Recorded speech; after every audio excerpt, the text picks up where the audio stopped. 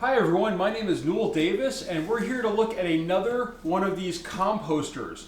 So this is for the Karfo Ecostar 1 and this is a little box that they sent me. They provided this for free, just so you know. I also have a coupon code for you.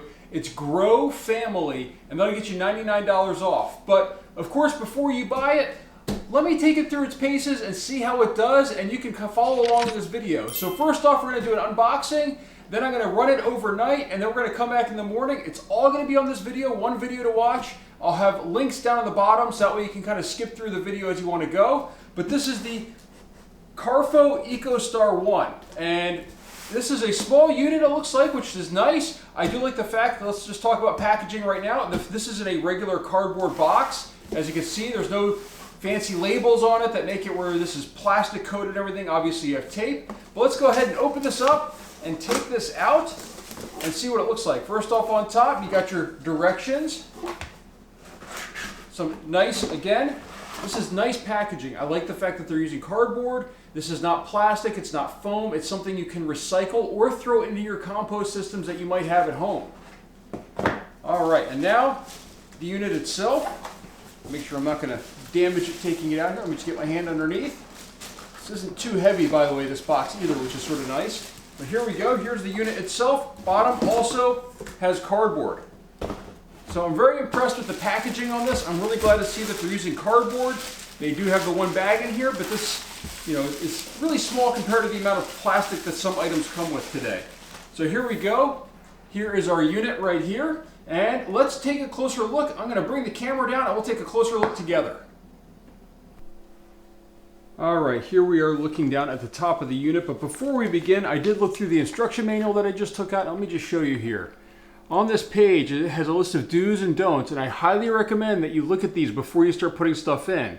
So it says don'ts, it has hard bones, fats, liquids, soap, shampoos, conditioner, liner bags, diapers and baby wipes, cigarettes, metal products, pits like avocado, peach, and apricot, aluminum foil, hygiene products, foam products, pet litter, alcohol, and candy or gum.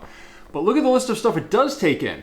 Fruit and vegetable leftovers, food scraps and biodegradable plates, meat crumbs, fish cartilage, soft shells such as egg shell, shrimp skins, coffee filters, grounds and tea bags, nuts, starches and foods, dairy, leaf and household plant flowers, and garden trimming. So it does take a lot of things here, but there's a couple things that these items just don't work in most of these, and that is hard bones and oils and fats. You don't really want to put those in any of those things, just like you wouldn't put those in your compost bins if you had them at home anyhow.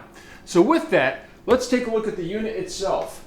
And this, right now we're looking at the top, and I don't have it plugged in. As you can see right here, the cord is free, but you press in on this button on the front, and it should pop open here.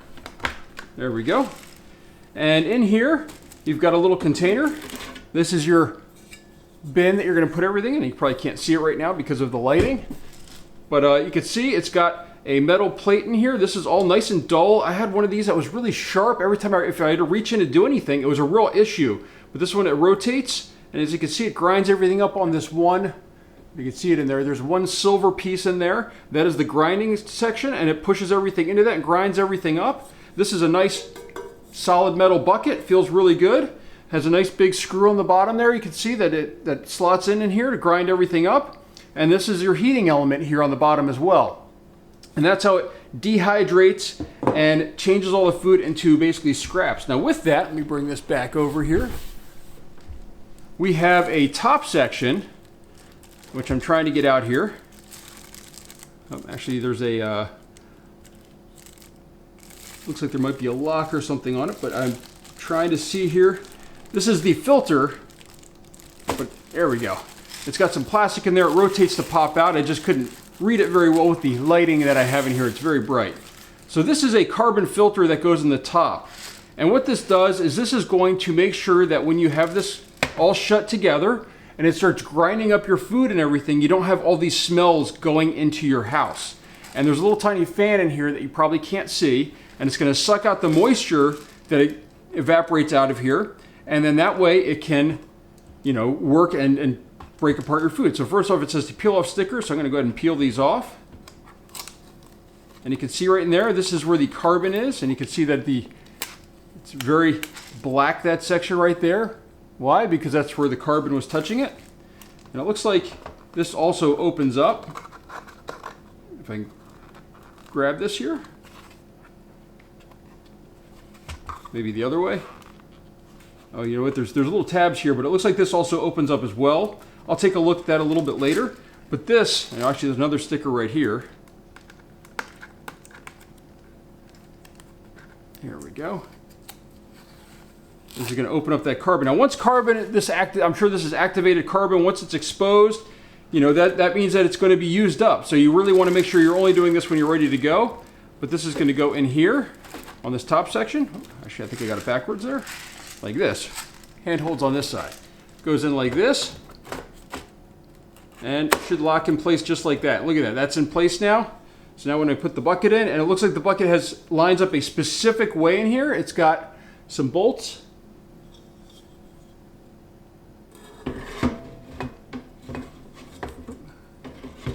Should be, there we go. Just like that. So, oh, there we go. There's an arrow to arrow. And the bolts in there line up on the front side, on the right. And that's how that goes in. This gets shut, and now it's ready to go. Now, of course, the first thing we want to do is we want to add some food to this, and we want to see how much it's going to hold. So there is a line in here that you could probably maybe see. I don't know, it's hard to tell with the lighting. It's hard with a black container to show, no matter how much light I put in here. But we're going to go ahead and move this out of the way for just a minute. And we're going to load this up with food up until the top. So I actually have a container here of food scraps. This is actually our household food scraps that we normally have. Peanut shells, egg shells, banana peels, cucumber that went bad. We're just going to dump a whole bunch of this in there. Also tea leaves, probably some coffee grounds in here as well. We're going to see how much this will hold. This is a big container. This is more than a couple days right now in my house. I've also got some asparagus in here as well. So that's a good, really grainy material to put in here. And it looks like a little bit of artichoke stem as well. So there we go. So we're pretty full right there. So just going to kind of move it around a little bit to make sure it's all below that line. No problem right there. So that actually held quite a bit, which is pretty good. And now the key is to start it and see how this works. Now, as I said, I'm going to run this video, but I'm going to put this on the side over to in my kitchen here.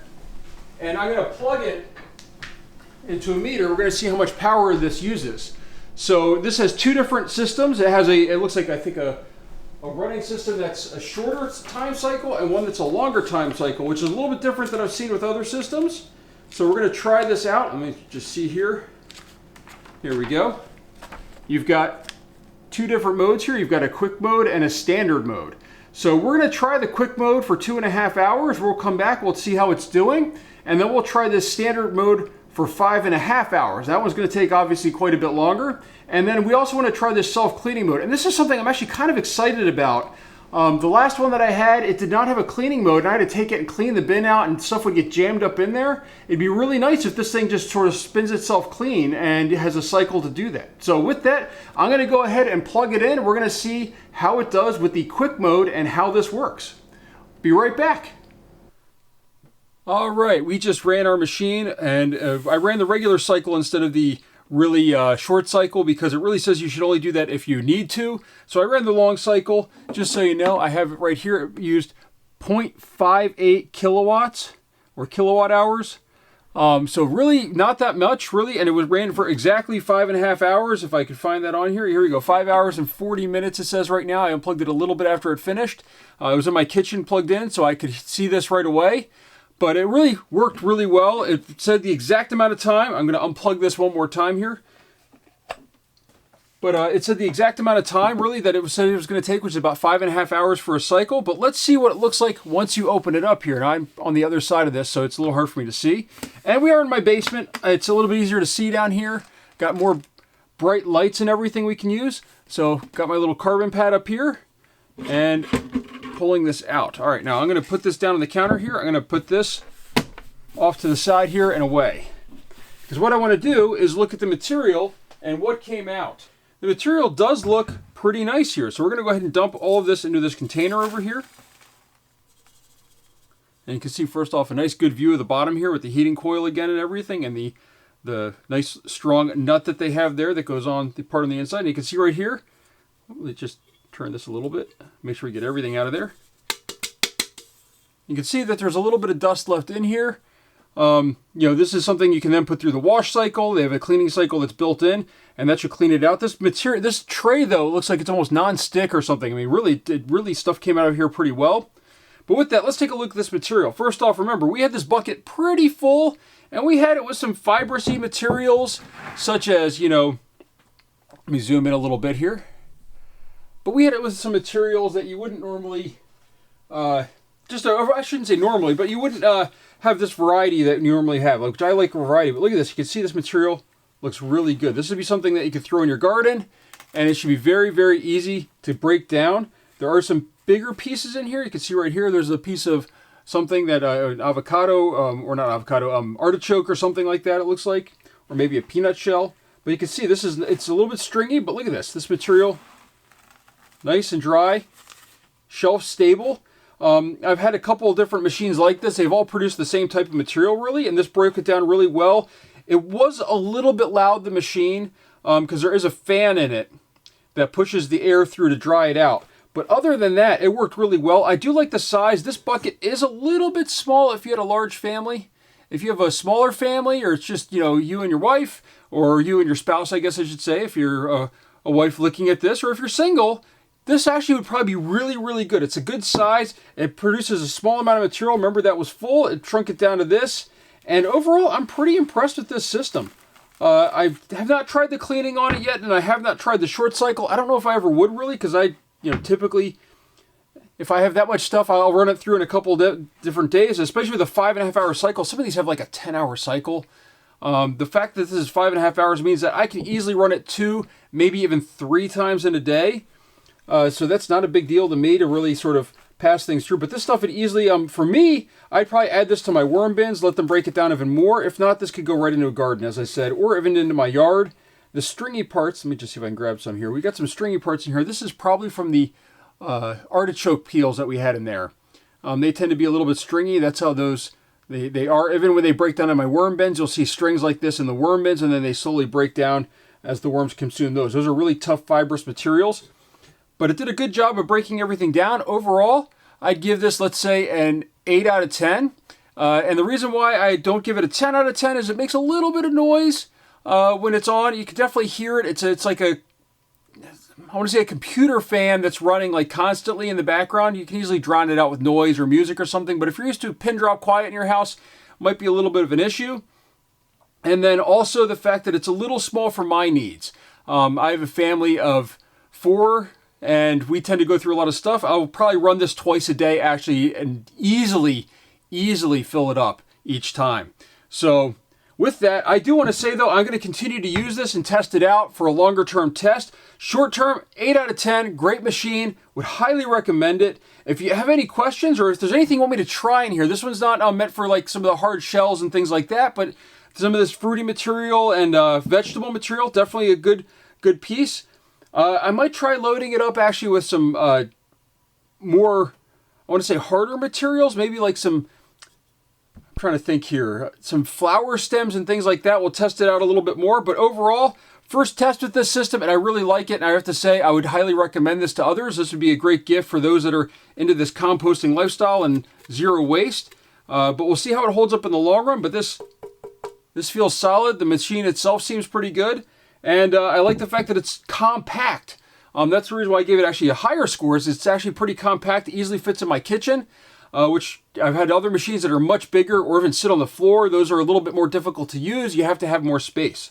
So with that, like the material coming out of it, thank you for sending this machine to me, and I will continue to do a couple more reviews on it as we go forward. I'll put some more stuff in it. So thank you for watching. If you have any questions, again, leave them down in the comments.